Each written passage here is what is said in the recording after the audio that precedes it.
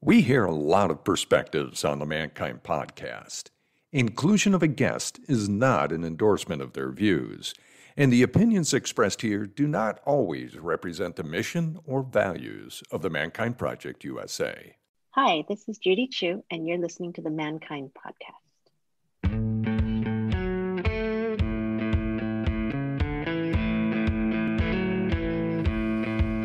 Looks like the rain has gone. G'day, and welcome to the Mankind Podcast, the show where we break the molds of modern manhood to prove that there's more than just one way to be a man. And today's episode is all about what boys can teach us about manhood.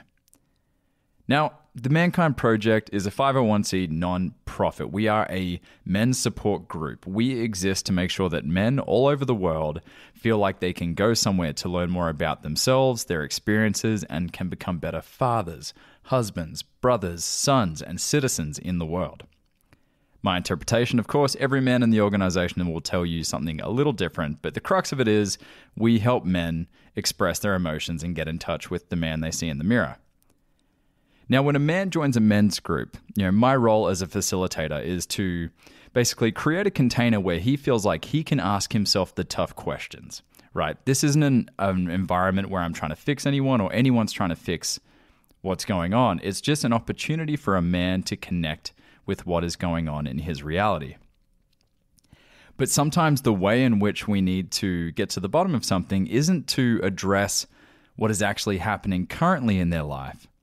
Sometimes we have to go back in time to understand why certain things are happening, right? Because more often than not, the problems that men bring to men's groups, like the problems that they're having in their lives, aren't always the root cause of what's actually happening. More often than not, they are symptoms of a far deeper story, belief, narrative, something that this man adopted once before in their life. So more often than not, men can tell you who are involved in this work, we usually end up dating it back to a childhood experience when a man was very young, where something occurred or someone taught them what it means to be a man or taught them this is the way the world is. And so what we do when we're young, we absorb a lot of information and then boom, it's like concrete that eventually sets firm. And those beliefs then inform everything we do for the rest of our lives. So the question is, how can we not only create the fertile soil for the next generation of boys to come so they can avoid these experiences, but how can we as grown men learn to address these experiences that we've had in the past? How can we come to terms with how our influences growing up, our role models and environments that we were raised, how they inform our decisions for the rest of our lives? Because if you're anything like me, when you become aware of these things that we picked up when we were young and how they're impacting our lives, you may just want to let the buck stop here and start doing things a little bit differently.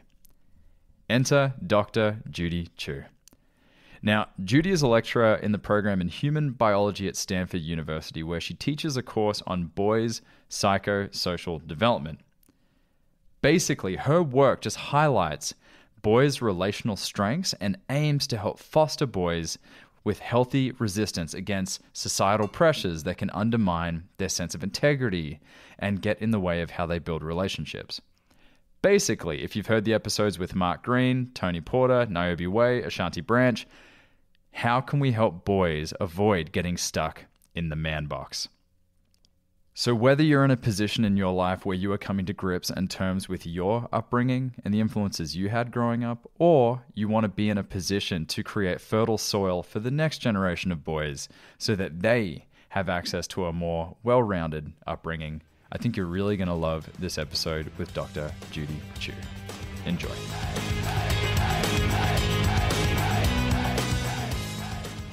G'day guys, Brandon Clift here from the Mankind Project, and I'd like to welcome you to another episode and live recording of the Mankind Podcast, the show where we break the molds of modern manhood to prove that there's more than just one way to be a man.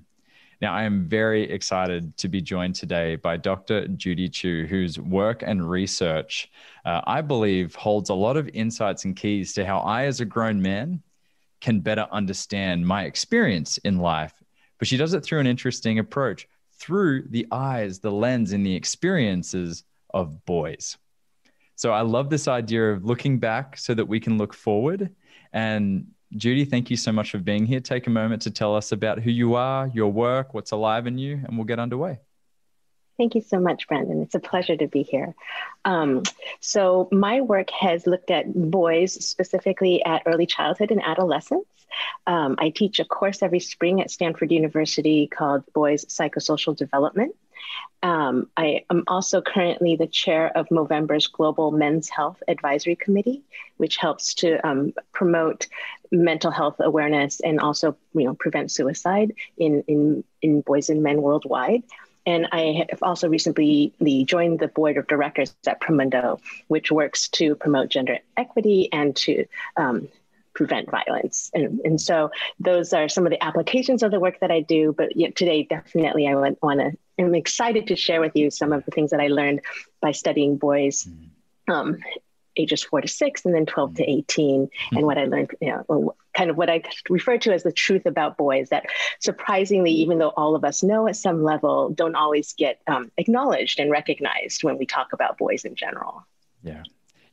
There's a lot that, we have a short period of time that we can connect today, and I wish I could spend just a full day with you just to pick your brain. But something I've heard you mention in some of your previous presentations through different organizations is, it's very natural to confuse the experience of boys by just kind of slapping this broad stroke of this is the experience of all boys, right? It kind of takes away the individual in that each individual boy.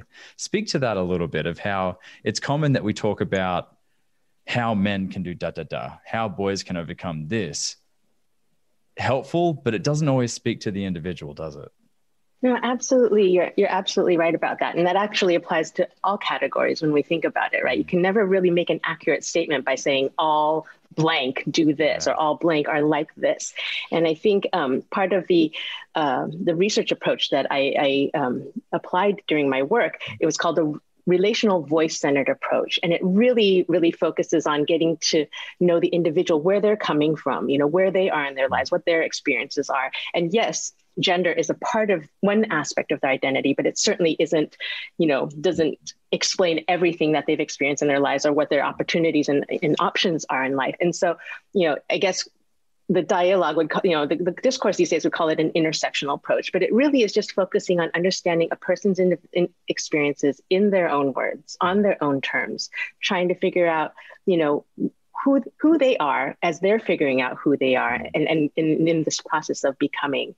And so, definitely we need to consider group and individual differences because even people in the same family who are going through the same things are going to have very, unique experiences. Yeah. Some aspects of which will be shared with other people and some aspects will actually be very specific to who, what they bring to the situation from, the way that their personalities are, and then also kind of what they're encountering in their particular contexts. Yeah. That makes so much sense because we talk about gender, but we're not always talking about culture in the same conversation. We're not always talking about, is it a single parent family that we're talking about? Is it lower socioeconomic household or this part of this town or this city? Like there's so many variables. And so I love how the research goes macro, but there seems to be like a real micro approach to really understanding each individual. And you've done a lot of that through your research. You authored the book, When Boys Become Boys. And my first introduction to you was on The Mask You Live In, the documentary, which, introduced me to the work of Ashanti Branch and Dr. Niobe Way, Tony Porter, like a lot of people that we've been so lucky to share space with here on the show. And I love how in that documentary, you talk about, right from the very beginning that you watch these little children, these little boys in the playground, they have these sensitivities about them, right? It's like almost like they're more in touch with their sensitivities than they ever could be at this early age. But very quickly, just in 2-year-olds, 3-year-olds, 4-year-olds, you can start to see the establishment of hierarchies. The tougher boys, the little boy off to the corner who's watching everything, trying to figure out who's safe to play with. Tell us a little bit about your observations through speaking with these boys. And I would love to hear more about how that's translated to your work with adolescents. Oh, okay. Well, I think what I should, to kind of back up just a little bit, I should talk about how I came to study boys, perhaps, if that's helpful. Please. Thank you. And actually it was boys who brought me to study boys. And it actually began with adolescent boys. And it was the first year after I was a doctoral student at Harvard. And I went home and I was chauffeuring my 13-year-old brother and his friends around. And they were like, oh, what are you learning at Harvard, blah, And so I told them, well, I learned about this woman, Carol Gilligan, and the work she did with adolescent girls and what that, revealed about their relationships and how they're kind of making sense of stereotypes and expectations that society has for them. And the boy tells me, he goes, that's all great. That's important. Everybody's really concerned about girls right now. And I'm not saying that they shouldn't be supporting girls. But you know what? There's a lot going on for boys too. And nobody's talking to boys. He said, you know what? You should study boys. You can start with me. And so I was kind of like, well, totally floored by this, really astute, but very kind of forthright kid. And so I went back to Harvard that fall and told Carol, who was my mentor and advisor, I said, this is what this boy told me. And she said, well, you should go talk to him. Clearly he has something to say. And so I was taking a clinical interviewing class with her that semester. And for my project, I went home and interviewed this boy who talked for 2 hours about his friendships and about, what things were like at school and what it was like to be a boy at that age, at that time. So like, your earlier question about, how things can differ, it can even differ for one individual at different ages of their life, of his life, right? Yeah. So like, the expectations and the pressures that come in at adolescence might be different from what you experience in your 20s and 30s versus your 40s and 50s or your 80s, and so even for the same person, it depends on, what's your social, cultural, historical context, what's happening around you at that time. And so, but anyway, so when I went to go speak with this boy, he had a lot to say. And he basically led me into this work of, why aren't we talking to boys? And the academic context for that was that there had just, relatively recently in the 80s and 90s, there had been kind of this movement of research that started to conclude girls, because historically in the first, 100 years of the study of psychology and human development, girls were literally left out of studies. Like they only studied boys and men. And then they said, oh, well, we can just generalize this. And so not only saying all boys do this, they were saying all people do this based on a very narrow, specific group of boys and men. Thanks, who were Freud. Participating. You can thank Freud and Jung for that. No.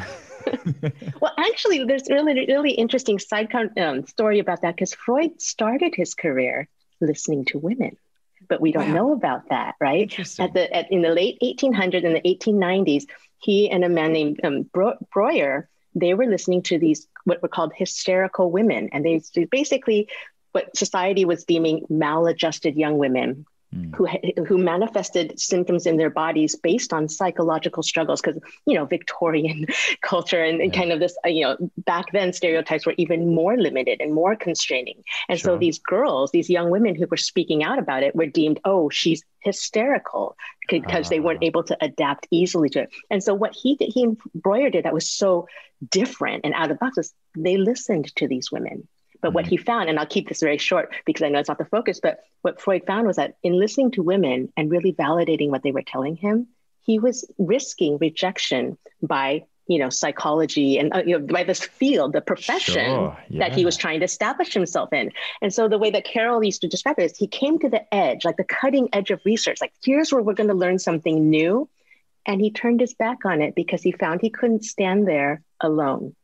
He found that, he couldn't do this work because what he was trying, he was a young 20-something emerging professional. He wanted to establish himself in the field, and he knew that that would discredit him and prevent him from being successful in those conventional terms. So he turned it around. And then now if you go to like the Freud Museum, there are bookmarkers with a quote like, I'll never understand women, when in fact, he listened in such a way in the early parts of his career that really provided insights into women that nobody else was coming across. And so it's interesting, the patterns that we've, in this, I guess to bring it back to the, what we're talking about with boys, it's like there's what society tells us we need in order to be successful, to be validated, to be valued and accepted. And then there's this thing that we actually know, which we kind of have to force underground or into the more hidden personal narrative. Those are our private thoughts. That's our private lives. We don't bring that into the public sphere because people will not acknowledge or value those contributions. Mm-hmm. Wow. Sorry, I took it in a weird way. No, that's so neat. Well, number one, I've learned something I had no awareness around. So that's really cool. And now we fast forward 100 years and now the conversation is continuing, thank goodness. And hopefully there's some foundations that he and Broyle were able to establish, or at least something to work from. And one thing I've noticed that, I've been reading a lot of books on Teddy Roosevelt and these interesting characters in the past. A lot of the concerns, worries, and complaints that some of these figures had back then that I'm reading about are what we're complaining about and are fixated on today. So I think it's relevant to look back at our predecessors, let's just say, in the fields to gain some insights that have done some of the heavy lifting for us. So thank you for that. That's really neat. And so tell me now. So thank you for the setup.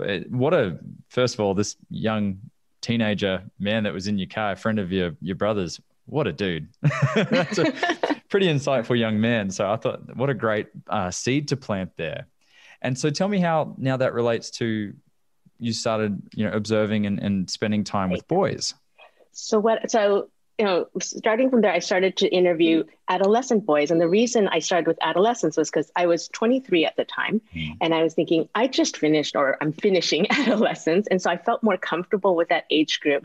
And so I was talking to them. And what I was finding was that they were describing for me this gap. There's the way boys are said to be, and there's the way they experience themselves to be. And they were saying, you just have to accept that gap exists. People just aren't going to know who you really are. And part of coming to terms with that, they would describe as maturity. That's just what it means to grow up. So if you couldn't accept that gap, you were somehow not mature or not able to deal with your reality. Okay. And so when I brought those kind of preliminary observations to Carol, she said, you know what, you need to look earlier. You need to look when they haven't yet decided that gap is something they need to accept, when they're still fighting to be known for who they are, when they're what she terms resisting. And it's a healthy resistance because it's really about preserving their integrity. Like, this is who I are. This is who I am. This is who I want people to see me as, right? Mm-hmm. And so her hypothesis was that, her work had been with girls at early adolescence, and saying that early adolescence was this time in girls' lives when people start to, in our society, it's okay to be a tom girl. In fact, nowadays, it's more than okay sometimes. And so, girls are allowed to kind of have more of a range in terms of their qualities, what their interests are. But then when you come to early adolescence and they start to develop secondary sex characteristics, they start to look like young women, then the kind of messages come in. This is what you need to be a good woman, to be a perfect girl. And that was, kind of those heightened pressures around feminine stereotypes was making it difficult for the girls to be authentic in their relationships and to feel that they could be connected, to have close relationships with other people. And so Carol's hypothesis was that what happens for girls at early adolescence kind of happens earlier for boys. Boys start hearing messages like, don't be a sissy, don't be a mama's boy, or worse, or, man up, all these. They start hearing that earlier, like around 4, 5, 6. Don't act like a girl. You're not supposed to be too close to your mom. You're not supposed to have dolls, play with dolls or even be interested in them. And so she said, you need to look when those messages, kind of the heightened pressures, when those first get introduced to young boys. And so her theory was that, early childhood is an important time and I should go check it out. And I was interested in finding out what's happening. I was a little bit intimidated because I felt like from my own experience, I knew that kids are smart. In the sense that they're so perceptive and they will read you in an instant and they'll tell you what, and they're so I was worried that they would sense my anxiety and nervousness around working with them and they wouldn't trust me because they might think I was up to something. But Carol, really encouraged me to go in. And sure enough, they were very perceptive. They were very astute. They were reading their world, figuring out, what are things about? How do people work? What does it mean to be a friend? What does it mean to be a boy in this context? What's going to be okay? Because they were very much driven to connect with people in meaningful ways. They wanted to be valued and accepted. They wanted to belong, all these things. What I found that was really important about looking at boys at this age was that it was at this kind of critical moment of transition where they are able and willing to kind of say exactly what they think and feel, like that person was mean to me, or I'm really hurt today, I'm upset. They would just wear their hearts on their sleeves without any kind of reservation. But because they were also entering schools and spending more time in public and with people outside of their families that may or may not be supportive, and they were being introduced to kind of, oh, this is how the boys play, and kind of entering this culture and society where there's a boys versus girls kind of thing, or there's hierarchies. So they were learning also to be more selective. And in some ways you could argue more strategic and more savvy, right? This is how you navigate. You don't show that you're hurt to people who might take advantage of that. And so really kind of adjusting the way that they presented themselves in their relationships based on how they were very astutely reading their context, reading their settings. And what they were finding was that, it's not always safe to just spill your guts and tell, and say how you're feeling. Sometimes people will make fun of you.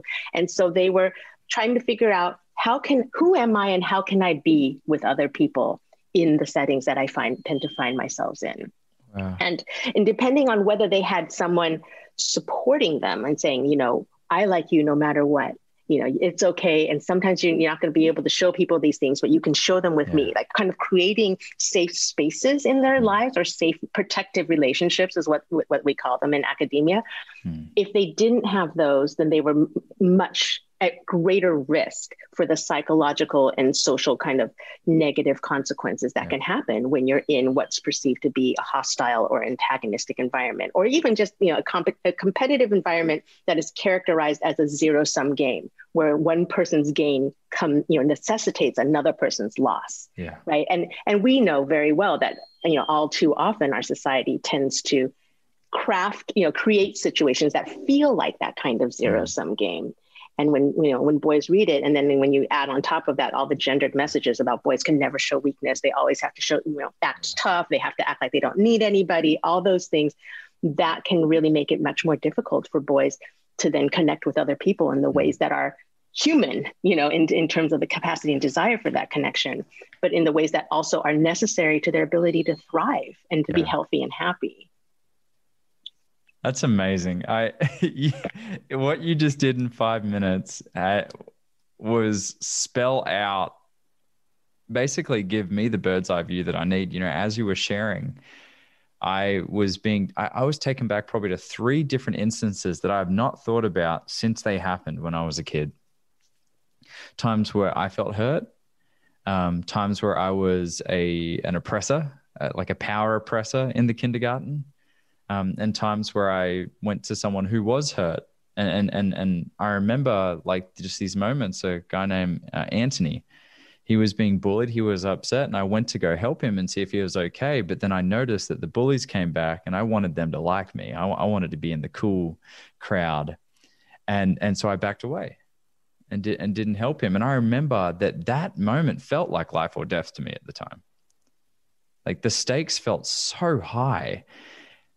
And so I look at this now, like I've heard it said many times that the 2 biggest influences on a young person's life, especially when they're very, very, very little, is the environment they're raised in and who raises them in that environment, right? They're just information machines, just absorbing everything. And so what's the approach then? Like what's the approach? Because I want to relate this back to how we can understand manhood, but what about creating fertile soil for these boys? What can we do? Is it on an individual level? Is it on a macro level? Is it both? What have you seen to be effective? I think like in terms of like a mindset for how to approach it, there's this wonderful proverb that says, the point is not to protect them from the storm, but to teach them to weather it. Because no matter what we do, I mean, as much as we'd like to change their reality so that it's not hostile or antagonistic or even, or just feels threatening or dangerous to them, that's a heroic task, right? That's a much more long-term goal. So in the meantime, what can you do? Because absolutely, especially if you're a parent or you just care about a younger person, or you want people to be able to be safe, right? You don't want to put them at risk of being ridiculed and being rejected, which is exactly what's motivating them to need to protect themselves and to put up their guard. And so there was a huge study that was done in Minnesota that was funded by the National Institutes of Health that really, it surveyed like 70,000 kids and interviewed like 40,000 of them, and found that the single best protector against psychological risk like depression and low self-esteem, and against social risk like unintended school dropout, school dropout, unintended pregnancy, substance use, all those things, that the single best protector against those risks was having access to at least one close confiding relationship. And that could be with a mentor, a teacher, a parent, a sibling, a friend, anybody, a coach, and it's just somebody who they felt like saw them for who they were, valued them as they were, and would accept them no matter what, and that had such an important and powerful impact on their well-being that it was kind of one of those like, holy moly, it could be so simple. Obviously, just because the solution sounds simple doesn't mean it's always easy. You can't just tell people, go out and get one of these protective relationships, because who doesn't want one, right? So those kind of prescriptions aren't helpful unless we can actually do things. But usually what I suggest to people based on this work is saying, we start by listening, from whatever position we happen to occupy in a boy or man's world. So if we are, if we are friends, if we are partners, if we are siblings, we start by listening, and you start by creating space for people, which is exactly, I think, what your show, a central theme of your show is really creating space for people to come as they are, to be authentic and whole and vulnerable. And I also, want to make a plug for vulnerability, because oftentimes, especially boys, they're told they can't reveal vulnerability because it's, a quote unquote feminine weakness, or for boys, it's somehow a liability when it comes to this need to prove masculinity. But vulnerability, because I teach in the program in human biology, it's a part of the human condition, right? We are vulnerable. If you are human, you are vulnerable. You're vulnerable not only to physical pain, like if you cut your arm, it will hurt, you will bleed, but also we're vulnerable to emotional pain. When people we care about, when something we care about doesn't go our way or disappoints us, we're going to experience sadness and pain around that. But again, these kinds of ideals of masculinity that we've concocted for boys says, oh no, you basically should act like robots. Nothing should faze you. Nothing should bother you. When of course it does, and so when we deny people that aspect of their humanity, we do them a huge disservice. And it's not about, even just in their personal lives, but in their professional lives. I mean, how can we have successful leaders if they're not in touch with the full range of all the things that they're thinking and feeling? And it's not to say we need to manifest and express those on every occasion and to everyone we see. There's a time and place for everything, but to at least be aware that that's happening, so that if, as to quote Mr. Rogers, if you can name it, then it becomes much more manageable. Yeah. Right. So then you can acknowledge it. Whereas if you try to deny it, it's just like a soda can that you shake up. Right. Yeah. It doesn't go away when we compartmentalize it and ignore it. It actually becomes bigger than, larger than life, because we're trying so hard to ignore it. Well, shout out to two people, Brene Brown and Fred Rogers. Definitely. Love you both. God, we could all use a little bit of Fred Rogers in our lives every now and then. Oh man. Well, I think it's, I think what I'm hearing you say is that it's very easy to misrepresent the needs of the individual when we look at the whole, right? We can't just look at all kids. We can't look at just boys or girls. It's to be able to create that link and an opportunity. It sounds like, for when I hear friendship, protector role, I hear connection. To me, that just comes up as connection. And we're seeing more and more the destructive impact of isolation. I mean, we've just found out literally as we started this interview, finding out about Atlanta, the shooting there, Elliot Rogers back in UC Santa Barbara, like these people that openly express in their manifestos a desire to be accepted in humanity, a desire for connection, but being denied and rejected the opportunity. And we know the impacts of it, especially in boys. Boys 4 times more likely to be expelled from school, 4 times more likely to take their own lives. Like maybe some of the stats have shifted since the Mask You Live In came out.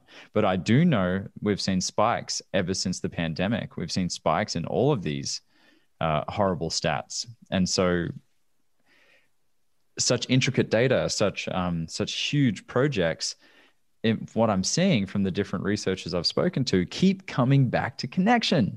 it Right. keeps coming back to this real important need for individuals to feel like they can go to someone or somewhere and feel a link, to feel some understanding, a place where they can share vulnerably.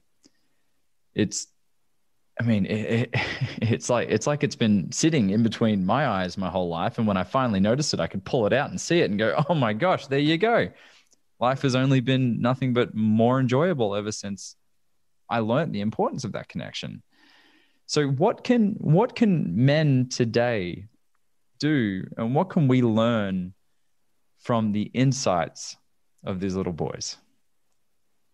Well, I think, absolutely. I mean, you're mentioning connection is so important. I know that Niobe Way probably talked about the crisis of connection, and that's really important to look at, because society has created a civilization in which we're kind of destined to live in discomfort. That's another kind of twist on Freud's quote. But you were saying about the need, focusing on the needs of the individual versus the whole. The thing is about connection is that we all need connection, right? And so it's not so much that, we have to ask.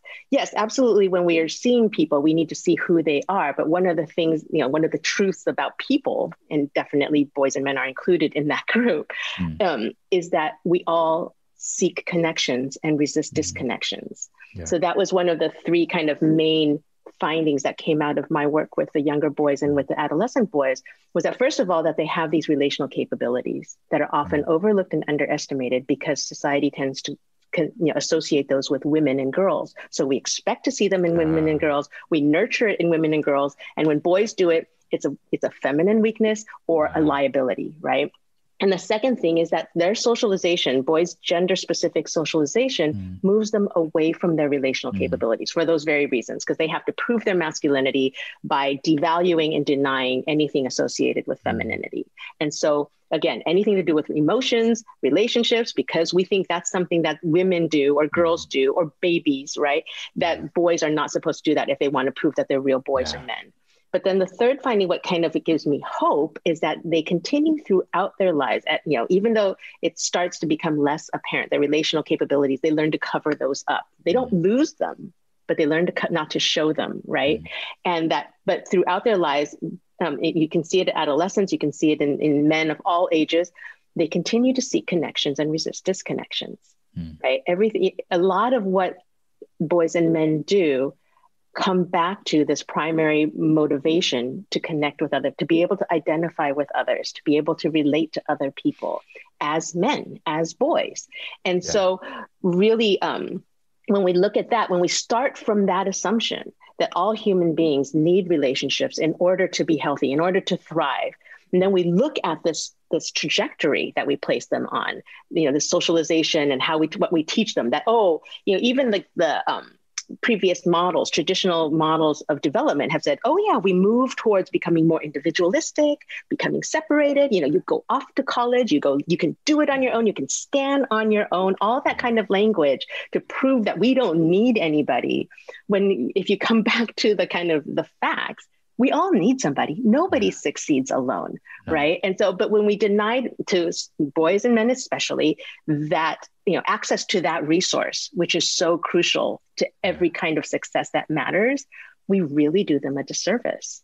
And we leave them at much greater risk of feeling isolated, of feeling lonely, of feeling like all those hoops that they had to jump through in order to be successful and accepted in society's eyes, those were motivated. The reason they kind of signed up for that in the first place was because they were promised this would bring connection. This would make, give them value, give them worth. Then they would be lovable. And it ironically, tragically, paradoxically moves them away from that. Yeah. It makes those emotionally close relationships harder to come by, because when you've put up a front, or when you have to kind of keep up your guard, then nobody can get to know you. And so you can have 1 million Facebook friends and still feel like nobody has your back, right? I've hit all these markers of success. Why do I feel so alone? Exactly. I've got the car, I've got the house, I've got the career, I've got the status, the letters after my name. Why am I still feeling so lonely when society set me up that these were the markers for success? I want to speak to something that you were saying before about how boys are kind of trained out of these so-called feminine characteristics, right? We tell them that, anything, to quote Tony Porter, right? Anything outside of the box is dangerous. The man box that we've spoken about many times, that don't be a girl, don't be weak, don't be homosexual, don't behave in ways that aren't specifically what determines manhood. But you said in one of your presentations that I really loved is that, we're kind of confusing feminine and masculine characteristics. What we call a feminine trait in a boy really is not a feminine weakness, but a human strength. Absolutely. Right. It's a human strength. We so easily confuse feminine and masculine to be male and female, and the waters get a bit muddy there, but they're just human strengths to connect, to share, to communicate, to discuss and open up dialogues around difficult conversations. It's funny. I generally hear, I'm very grateful for my circle of friends. Wherever I've lived, I've seemed to be able to create a good connection with men that are willing to open up. But touching down here in Tennessee, that's beginning to form, the more conversations that are being had. But these new male relationships that I'm having, we're able to open a deep dialogue once our girlfriends have made aware what's happening with the other guy. Did you hear what happened to Bob? No, Bob didn't tell me. I just spent the whole night with him drinking beer. He didn't mention a thing. Oh my gosh, you wouldn't believe. Next time I see Bob, hey man, how you doing? Are you okay? Oh God, man, I've been meaning to get this off my chest. Boom, it's open now. And it's like a muscle, right? It's a muscle that I believe we have engendered to just be something that's like for women. But really, it's a muscle that all of us can work, and we can get to that connection if we're just willing, not just wanting, but willing to risk emotional harm and damage in the process to get there. Yeah, no, definitely. That's so important, those conversations. And actually, Movember recently released a digital tool called Movember Conversations, which is exactly about how do you broach those conversations? Because again, boys and men didn't necessarily learn as part of their education, formal or informal, how to do that. So even when they want to do something, they're like, oh, well, I don't want to invade his privacy. I don't want to, let him know that I noticed this, because maybe he, part of his own self-respect is acting as if nothing's bothering him. And so they really give you some, sample tools. Like, here's how, if you notice something wrong, and that's Movember has created that for adolescents as well. It's called the Head of the Game, and it's in the context of sports and stuff, but really all around, how do we talk about mental health? And when you notice that a friend of yours is down, how do you talk to them about that in a way that's not like, come and talk to me about your feelings, kind of like a really too touchy-feely, which is nobody wants to do that, right? No, we don't just have the key, because we're willing to listen doesn't mean we have the key, right, to just unlock everything. It has to be earned, right? And we have to be conscious of also the vulnerability that we share. We can't just give it to everyone. It has to be like, it really does have to be earned. And that's, you're absolutely right. And that was very clear in the research that I did too. I mean, which was like, the trust has to be there. The trust has to come first. Right. Whereas, so going in, my whole research approach was around, first, they have to, get to know me. They have to trust me. They have to feel that I'm familiar. They have to understand that I'm not there to tell on them, that I'm not there to judge them. I'm really just, and then once that, one of the adolescent boys told me, I'm telling you this because I know you really want to know. And I was like, thank you so much. I was so grateful for that, because that's exactly, and because they really are they are living these lives where it does feel like everyone's just trying to, if someone one of the boys said, when you spill your guts and tell people how you feel, you not only make yourself more vulnerable, but people are more likely than not going to take advantage of that vulnerability. So then it makes so much sense when boys don't just openly share, because if that's what they understand the reality to be, then they're smart, they're going to say, I anticipate this will happen if I do X, Y, and Z. So to avoid those, uncomfortable or undesirable consequences, I'm not going to do X, Y, and Z. And so I always say, the goal is not necessarily to change boys and men's behavior, because there's always a reason why they do the things they do. And oftentimes those are even very good reasons. Yeah. And so when we take time to kind of honor their strategies for disconnection, see that it's coming from somewhere. And at the very least, I think what's more helpful is to help them be aware of that, so that they can make more informed choices about what they do. And that includes doing exactly what they've been doing. Because if they're still in a hostile setting, telling them to spill their guts to everyone who walks by is not it's not a smart or safe piece of advice, right? They shouldn't be doing that. So you want to say, okay, I know you're making decisions, but I want you to know that, just to be aware that you're making these decisions and why you're making these decisions. And then that way, the compromises don't become over-compromise, right? That way, when they compromise their behavior by not doing exactly what they feel they want to be doing, they know why they're doing it, as opposed to going on to the sort of autopilot, which brings us to a whole different level of kind of numbness and danger, because when you're on autopilot, you're just going through the motions, and it's not good for you, and it's not good for the people around you. Yeah. So maintaining that awareness, which I also refer to, when you were talking about connection, I actually distinguish between connection to self and connection to others, which of course go hand in hand, right? Yeah. But connection to self is kind of this sense of integrity. Like, I know what I think and feel, even if I can't always show what I'm thinking and feeling. And then connection to others, however, does rely on my ability to show some people I trust, people who I know will take care of what I tell them. That connection to self, which is what we know as relationships or protective relationships, depends on our ability to be fully present. So those two things, relationships are necessary for presence, because, the kinds of relationships that we feel supported and comfortable in enable us to be present, and our presence in turn enables the development of protective relationships, which are so essential to our well-being. Amazing. Absolutely amazing. I hear this so often, being in men's work, that it's very natural for me to want to go to the fixer, right? So what's the solution? What are the 3 steps? The 12 steps to achieving mastery of parenthood or raising boys. And, I can't help but speak to that part of the men, women, non-binary people watching that want to know just some active steps going forward, but you've just shared them. Really, it's not so much a passive approach of just observing, but being there, being available, being present to the conversation. I've heard it said, when it comes especially with children and boys, is connect with them when it's convenient for them, not for you, right? When is it convenient for the boy? Don't take them away from a video game halfway through to say, tell me about your feelings, son.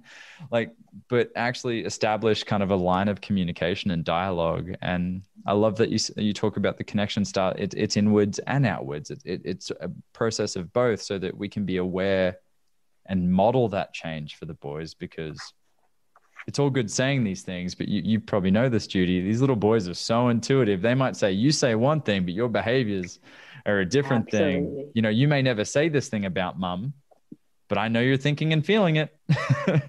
Right. No, there's actually a lovely little story that one of the mothers of the 4-year-olds shared. And she said that there's this morning she was sitting there, and her 4-year-old says to her, Mom, you seem kind of happy, but you also seem kind of sad. And so here's where the opportunity is, right? Because a parent could say, oh, no, don't worry. I'm fine. It's fine. And totally deny that observation. But this mother was, very able to be present in that moment and said, you know what? You're right. I'm happy that it's a beautiful day, but I'm a little bit stressed because there's a lot of things I need to get done today. And the boy says, that's okay, Mom. He goes, I hope you have a good day. And so it's like, it doesn't have to, it's the same thing with when boys and men share with us. I mean, because I definitely have that fixer mentality too. It's like, I'm going to fix this. I'm going to give them. And what I've heard time and again from boys of all ages and men as well, is they just want someone to listen. So if we can kind of, push ourselves to really just to be there. There's this wonderful quote in a series called Sense8, where there's a man who's struggling, and his partner comes in and just says, I'm not here to judge you. I'm not here to try to fix you or change you in any way. I just want you to know I love you and I'm here for you. And I thought that was such a powerful statement to make, because I think that's what most people want. They just, because even if you have a problem, I don't like it when someone tells me, oh, here's the simple solution, because then that almost invalidates the fact that I'm struggling with that problem, right? We don't want to hear that there's an easy fix, and why don't you just get yourself together and change this, right? What we want to hear, we want to know that what we're struggling with feels real right now, won't eventually once we figure it out. But what we really want is someone to listen and to say, yeah, that sucks. That's hard. And maybe I've done it too, but, in the spirit of listening, to say, just, it's so hard to sit in silence. I think it's one of the hardest things we can do. And so I think really, encouraging all of us to kind of exercise our listening skills. I think somebody said, Shanti mentioned this at one point, not on the show, but she was saying, we have 2 eyes, 2 ears, 1 mouth. We should use those accordingly, and so we should be watching and we should be listening and we should try not to speak quite as much, because that is really what people need from us, is just feeling joined, feeling that they're not alone, feeling that one of the boys said to me, the 7th grader, he was talking about how he wished he had a best friend because he had all the stuff he was going through. And he goes, kind of just that feeling that somebody else gets it. He said, that would be kind of comforting. And I think that's exactly what a lot of us seek, right? Not someone to come in and magically fix our problems, because sometimes the problems are real, especially this past year, and they're huge and they're not easy to fix. And so sometimes we just want to know that somebody understands, and that it's okay that we're struggling with it.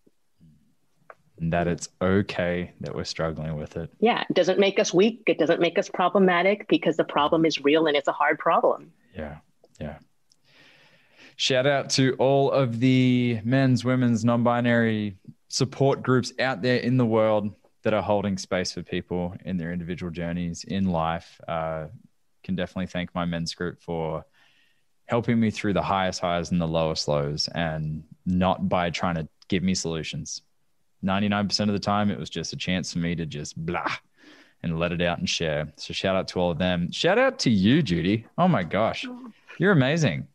I could honestly listen to you talk all day. The only problem I would find with that, though, is I would come out of that day just wanting to just tackle all of it in one go. And I know that's not possible. It's one step at a time. And I don't know if you hear that. I think we've disrupted the old masculine gods. We got some lightning and thunder happening in here. But thank you so much for your work. Thank you for just your giveaway. Thank you for your willingness and readiness to share your findings and share the work of your mentors. Carol Gilligan, shout out to her as well. And yeah, amazing stuff. How can we find out more about you? Tell us about, briefly about your book, and what you got going on these days. Oh, okay. Gosh, I think my book is called When Boys Become Boys. That second boys was supposed to be in quotation marks, but the publishers weren't able to include it on the cover. But yeah, it's definitely about, boys and masculinity and their relationships, but really highlighting boys' relational strengths. And again, like you said, all those things which society tends to call, feminine weaknesses are human strengths that we need in order to navigate our lives successfully, because our lives are full of relationships. And so, it's like you wouldn't tie someone who's about to swim across a lake. You wouldn't tie their arms together. You wouldn't tie their legs together. When we deny any individual the full range of their humanity, we really do them a disservice by kind of limiting what they're able to, what they're able to draw on, the strengths they're able to draw on. Terry Real actually said that really beautifully.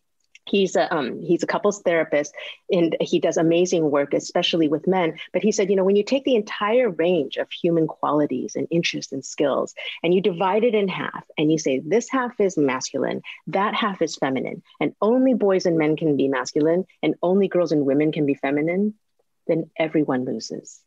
Right. And so because there's no requirement that we need to cut off, certain portions of our humanity, why not, if we can accept everyone for for everything that they bring to the table, I think as a society will also be better, because it's kind of what we're doing. It's not helping anyone, even the people who might look successful. They, when you look at the highest rates of suicide, it's men 45 to 65, right? White men. And so these are the people who society would say, oh, wait, they're at the top of the pyramid. If there was a pyramid of race and gender and all the, and class.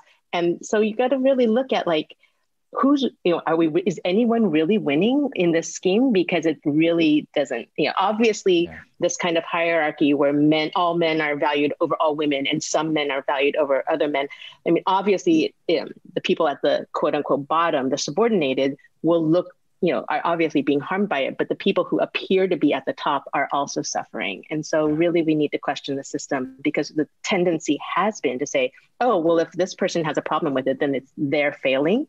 And again, one of the things that men fear the most, what bring the most triggering thing that, the thing that triggers the most shame is this concern or worry that people will find them weak and therefore unworthy. And that's created by the system, not by their individual shortcomings. That's created by a system that holds men to an unattainable ideal of masculinity that sets them up to inevitably fail, because no one can be all those things all the time. But again, with the one more thing with the man box, they also know, just as we all know what's meant by be a man or man up, if you ask people, what does it mean to be a good man? They can also tell you that. And so they also have these definitions of masculinity about, because it's not that masculinity is inherently problematic. As you said, as you've emphasized in your show, there are multiple masculinities, as many as there are men and boys in the world, right? And so, being loyal, being, a good friend, being kind, being generous, all these things, when we talk about what it means to, if someone has passed away and you said he was a good man, what do you think? So we have these images too. And so if we can kind of promote, focus more on a broader range of what it means to be a man, I think it'll serve individuals well. Sorry. No, I love it. All of it. If I could just put your knowledge, just put a faucet attached to your brain and just turn it on, that would be amazing. I'd be very, very happy. Shout out to Mike Patterson, co-leader at the Mankind Project, for the next episode as we get into the I'm not worthy story, where the impacts of saying I'm not worthy impacts our livelihood, our wellness, how we treat ourselves, how we turn up to any and all situations and circumstances. When that underlying narrative of I'm not worthy is at play, it can almost play everything like a puppet master. So shout out to him. Those of you listening out there, that will be our next episode. Judy, thank you so much for the time you've taken to be with us. I hope this isn't the last. I would like to say until next time. But for those of you that are joining us live here on the Mankind Project Facebook page, thank you again for your comments, for your giveaway, for your time, for your presence, and just turning up. Because whether you agree or disagree with what we're talking about, fact of the matter is you're here. Okay, you're becoming a part of the conversation. And we want to invite all of you into a dialogue, because it's my belief that through conversations and not conflict, we can all get what we want, which in my judgment is a big, fat, giant Venn diagram where we all relate on so many things and don't always choose to relate on others. So thank you guys who have been joining us live. And this has been another episode of the Mankind Podcast, the show where we break the molds of modern manhood to prove that there's more than just one way to be a man. See you next week, guys. Lots of love.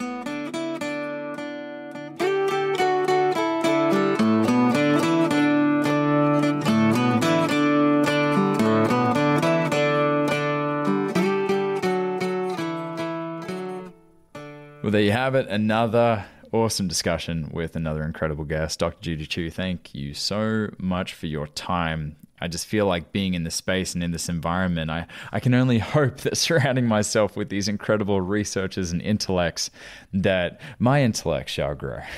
Because, gosh, to be able to have a seat and connect with these incredible human beings that are on the front lines of this work is just such a gift. So thank you to all of you listening out there that are continuing to make this possible. Now, to find out more about Judy's work, outside of her, her work as a professor at Stanford, she is the chair of the Movember Foundation, an organization that helps raise awareness for men's health issues such as prostate cancer, testicular cancer, and men's suicide. You might know them from every November, men growing their mustaches to raise awareness for it. And also check out Promundo. Judy's on the board. Their mission is to, work to advance gender equality and create a world free from violence by engaging men and boys in partnership with women and girls and individuals of all gender identities. So check out their incredible work as well. This has been the Mankind Podcast, produced in association with the Mankind Project USA. I have been your host, Brandon Clift, and I personally want to thank our guests for joining us today and imparting their wisdom from their experiences in this amazing journey called life. And of course, I want to thank you, the listener, because through your attention and your support, you make it a heck of a lot easier for us to let men out there in the world know that they are not alone and that there is more than one way to be a man. Special thanks, of course, goes to my incredible team, Marketing and Communications Director Boyson Hodson, producer and editor of this episode, Michael Russo, who makes me sound so much more intelligent than I actually am, so of course, special kudos goes there. And if you've been enjoying the music throughout this episode and all of our episodes, check out Jim, Donovan, and the Sun King Warriors. I have links to them in the show notes. Now, the fee for this episode is simple. If you found gold and insights that you believe could benefit your loved ones and those you care about, be sure to share it with them. And of course, remember that life doesn't happen to us, it happens for us, so long as we rip the pen out of fate's hand and become the author of our own story. So my friend, pick up the pen and we'll see you next week. Lots of love.